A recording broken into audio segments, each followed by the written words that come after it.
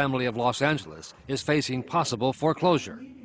And since last summer, Carol Harper and her husband Johnny, now disabled, have been trying without success to get their mortgage modified so they can make their monthly payments. I don't know what I'm going to do if these people decide to take my home. I have nothing else. I can't see myself after 35 years out there in the street. We worked hard for this. He worked until he couldn't work any longer. He don't know the half of what I've been through. And I don't mean to do this. She says her calls to her bank, IndyMac, have resulted in nothing more than a 6-month-long runaround. I've called. I've been on the phone so much, so it's just pathetic. It's hard. And I'm at the point where I don't know where else to go. So she turned to Washington, to her Congresswoman, Maxine Waters. The average American trying to get through to negotiate a loan modification will not be able to get it done. And to prove the point, Congresswoman Waters let Nightline listen in as she herself tried to get through to a number of banks on behalf of 3 of her constituents. Is Ms. Harper on the line? When she called IndyMac for the Harpers, it took 4 minutes just to get through all the recorded messages. Our representatives are currently assisting other customers, but your call is very important to us. Prompts. Please enter your 10-digit mortgage loan number. And music. To find a live person. This is Congresswoman Maxine Waters. I work on these loan modifications with my constituents. But once the bank heard who she was and that ABC News was listening, she was told she had to talk to someone named Evan in the Public Relations Department. Oh, okay, but can you give me a number to the president's office? No number to the president's office. So the best thing you can do is refer me to Evan.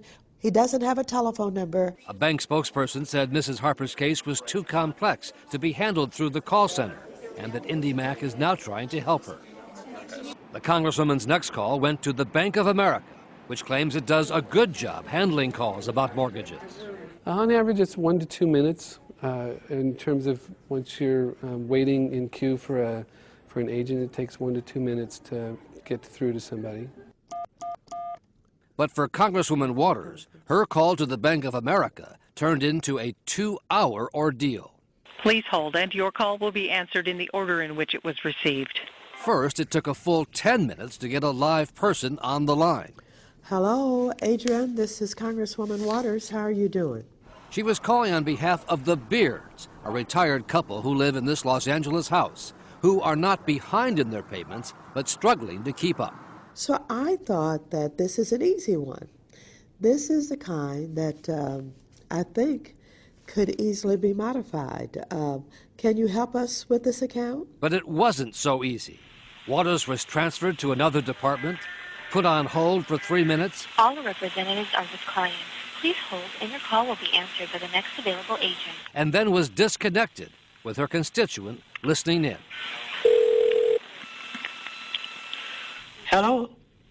Hello? Oh, stop ringing. That's what I usually get when I talk with them. When I call them, they say they're going to transfer me. When they transfer me, boom, the line goes Dead. dead. Okay. Undeterred, the Congresswoman called Bank of America back, but the extension the bank had given her did not work. Please enter your party's 5-digit extension. Oh, I did. If you do not have extension information, please Oh, stay I've got on a the line. 5-digit number. Next available agent will assist you. 52701. 52701. Please enter your party's 5-digit extension. If So you it do doesn't not have work. extension, So for a third time, 49 minutes after she first dialed Bank of America, the Congresswoman called the bank's 800 number again. Thank you for calling Bank of America. A representative is with you shortly. And there were more recordings and more music. Thank you for your patience while holding. This is absolutely horrible. So she called the bank for a 4th time and was directed to yet another department, and then transferred to hardship assistance. I'm Congresswoman Maxine Waters. He's one of my constituents. He's been having a terribly hard time in trying to get some consideration for a loan modification. But because the Beards are not yet behind in their payments, the call was sent to yet another bank department, refinancing, now almost 2 hours after the first call. www.bankofamerica.com and select the refinance link. There was a recorded message, and then the call was cut off. We appreciate your business. Oh, my goodness. Well, what they just said is, go to the computer, www.Bank of America, and fill out some information to see if you pre-qualify.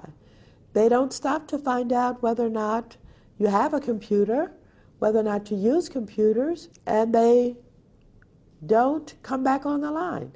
Bank of America offered the Congresswoman an apology for her 2-hour ordeal. I absolutely apologize to the Congresswoman and to the homeowner for the process they went through. Again, that is absolutely not the way that I would want this to go.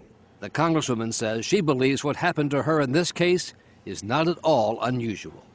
Anybody witnessing what I was going through could see that I got pretty aggravated and that I got upset about the basically inconvenience of the so-called system that they have, the lack of responsiveness, and the inability to get anything done. She can't afford to pay the loan now. The Congresswoman's final attempt was on behalf of a Los Angeles widow, Mildred McNeil, who has been threatened with foreclosure by Countrywide.